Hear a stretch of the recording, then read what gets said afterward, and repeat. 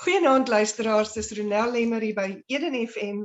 Ons sit koppe bymekaar en ons gesels vanaand. Ek gesels vanaand weer met 'n baie interessante gas en julle weet almal, ek bring altyd ou vriende bymekaar hier by Eden FM.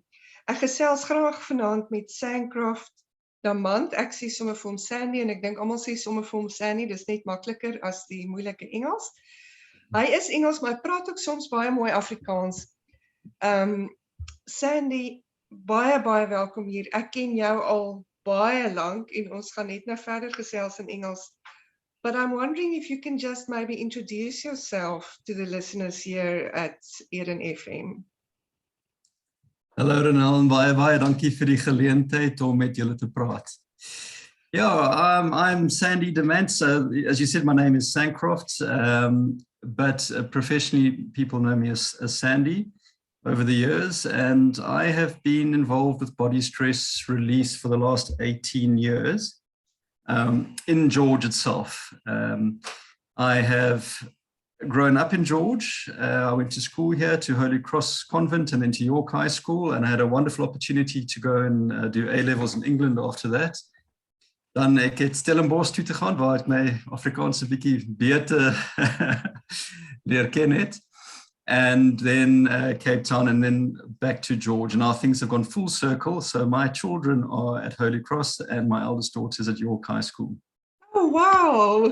That is full circle, Sandy. It is full circle. So we feel really privileged to be living in this wonderful area.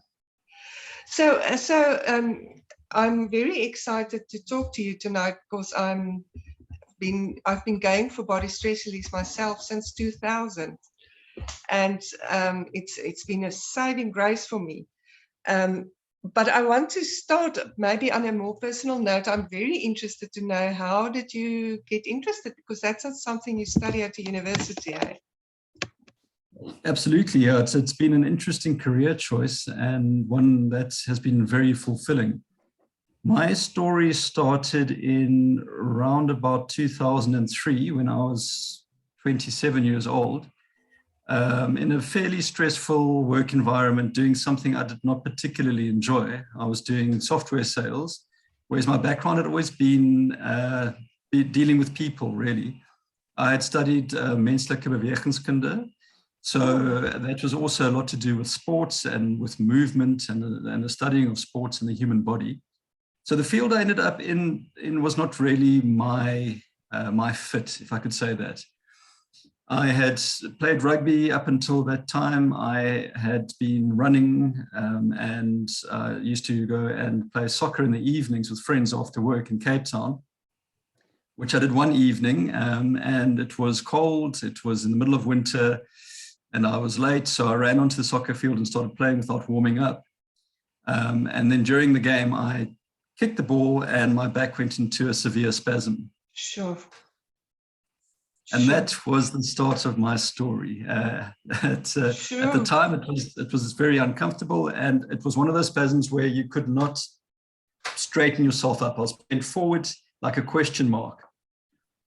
Eventually, I realized that I was not going to get rid of the spasm, so I could crawl, which was lucky, and I could sit, which was lucky, so I could drive home. And the very next day, I went to my rugby coach, who was a chiropractor, and he manipulated the back a number of times over the next few days, and then over the next week or so, I was standing upright again and I was back at work. Sure. And I thought my problem was over, but it was far from it, because 3 months after that, I started to get intense pain into my Achilles tendons and into my feet.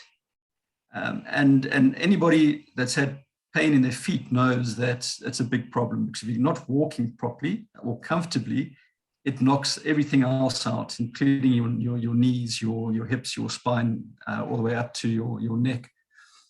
So that was interesting, because I went to a number of doctors, and I received 2 diagnoses, one being ankylosing spondylitis, which is the fusing of your vertebra together.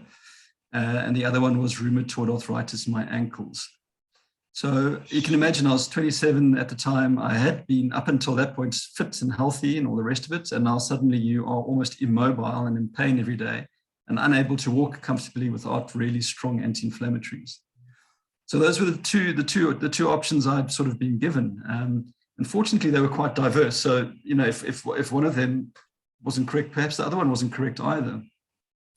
My mother is a doctor as well, and she said to me, go and look for other answers. And that's what I did. Sure.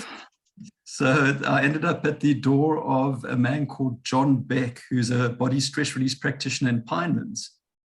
And to be honest, the first time I had the session, I thought this guy was mad. He hardly did anything.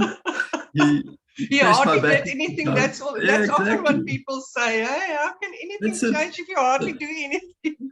That first session, I think most people walk out and they're shaking their heads. They're not too sure what just happened. But he did the work, and I must say it felt very nice and comfortable. And then, what was so positive was he set me up afterwards. And in the practices of body stress release practitioners are a few charts, spine charts and organ charts, and in particular, a nerve chart. And he showed me the link between my lower back and where I was feeling the pain, which was in my feet and my Achilles tendons. And he said that it's quite possible there's still a deep spasm that you're unaware of now. It's so deep and it's almost numbed in the lower back. It's quite possible that is compressing the nerves, it's causing irritation, and the pain is being referred all the way down your feet. So he said to me, if we are able to sort the lower back out, or the spine out, the muscles around the spine, perhaps your symptoms will go away. And that just was so comforting. It was something positive. It wasn't a case of chronic medication for this my life, or doom and gloom. It was something positive, and that just resonated with me. But I must say, it took a number of sessions, and I will admit that John Beck had to phone me to make me come back for my second session, and I'm eternally grateful that he did. Sure. And the symptoms eased more and more and more, and that just made such an impression on me at that age that I decided I wanted to do this thing. I wanted to learn more about it, and I wanted to be able to help people as well. And Sure. and the beauty of it is that it really is just stimulating the body to try and heal itself. Sure, that's powerful.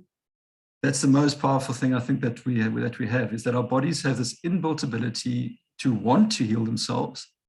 And when given an opportunity, and obviously this doesn't happen in every single case of injury or illness, but when given the opportunity, the body's going to try its best to get back into a pain-free, well state. Because that's actually what's normal. Or supposed to be normal. That's actually how it's supposed to be. Absolutely. In a That's such a good comment that, it's supposed to be normal, but with the pressure we put ourselves under, both physically, emotionally, chemically, whatever the case is, there's a new normal in most people's lives where they're not feeling 100%, but they accept that as being normal because, maybe that's how it's been for the last 10 years, or because their mother had the same issues, or because it's in the family, in inverted commas. But it's not the normal, the real normal, and we're trying to get the body back as close as possible to be in the state of being in the real normal. And in that state, it functions well, it feels good, and the self-healing ability is maximized when we are in a good state.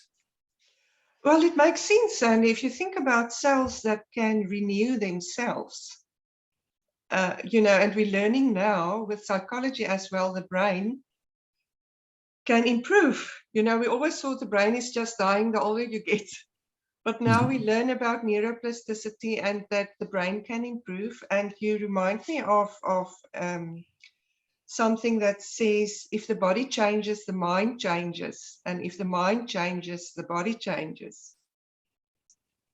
So those two are also interlinked. But I just want to come back to something you said. You also said the symptoms disappeared over time. It took time. So sometimes, and maybe I'm jumping ahead, I want us to maybe also start with what it really, what it is and how it works. But I just want to make a comment that people often think I'm going for this new thing. I've heard about it. So fix me. You know, I've been for one session and I didn't feel anything, you know, so it's not working. But I think what we forget is everyday stress also accumulates in the body, isn't it? Absolutely. So that's a very good point. We talk about the healing process because it is a process, and the process isn't a once-off event. And often it's taken years, if not decades, for our bodies to get into the state of overload that they end up being in. And unfortunately, there is not really a quick fix. There are ways of hiding symptoms, and we all know about those sort of things, and which are necessary at times, but it's not necessarily going to heal the problem. The body needs to heal itself, which is a process that takes time. But what we often say to clients is it might have taken 20 years to get into the state, but it certainly won't take 20 years for your body to respond. Yeah. But a point you made there is something which we really do recommend to clients, is that when they start off the process of body stress release, we recommend 3 sessions within a 10-day, 2-week period, to be precise, in about an 11-day period, because there's a certain pattern that we try to follow, which over the years has proven to be very effective. So it's not guaranteed that after 3 sessions the client's going to go dancing out of the practice room, but it starts the process, and a minimum of 3 sessions is what's recommended. Sometimes if a client has had a lot of stress, be it physical or emotional, whatever the case is, it's going to take longer than that, but they'll start to feel their body responding, and that's the important thing. We need to see some response from the body, and then the client really invests in this thing, because they can feel that something's happening. Sometimes it's a subtle change that they feel, and sometimes it's almost a seemingly miraculous change that the body really does actually within a session can feel so much better. But we make sure we educate our clients into to understanding it's a process, and it's more than likely going to take some time. Yes, I want us to talk about maybe the process for a bit, because what I always tell my patients, because I advise them all to go, for body stress release, but in specific circumstances as well. When I'm working with trauma, I find that, and I'm working well together with a lot of body stress practitioners around my practice, and if my patient go to a release, sometimes I will tell them, go for a release before you come to me, because then the body's in a certain kind of relaxed state. It's not holding on to all of this stuff so much, and we can work on an emotional level far easier.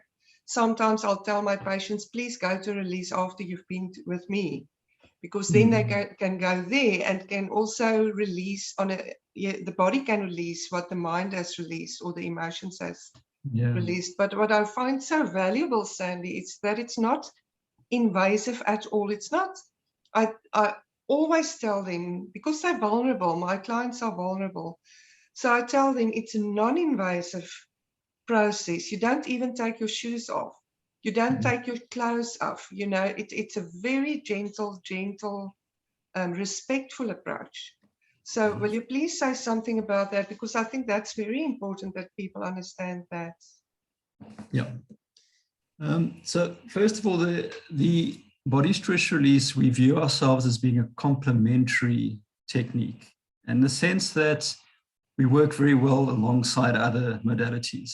So like you mentioned that you as far as I remember, you've had a long-standing sort of relationship with body stress release and practitioners between your practice and theirs, from the Oudtshoorn days, if that's correct. Yes, that's correct.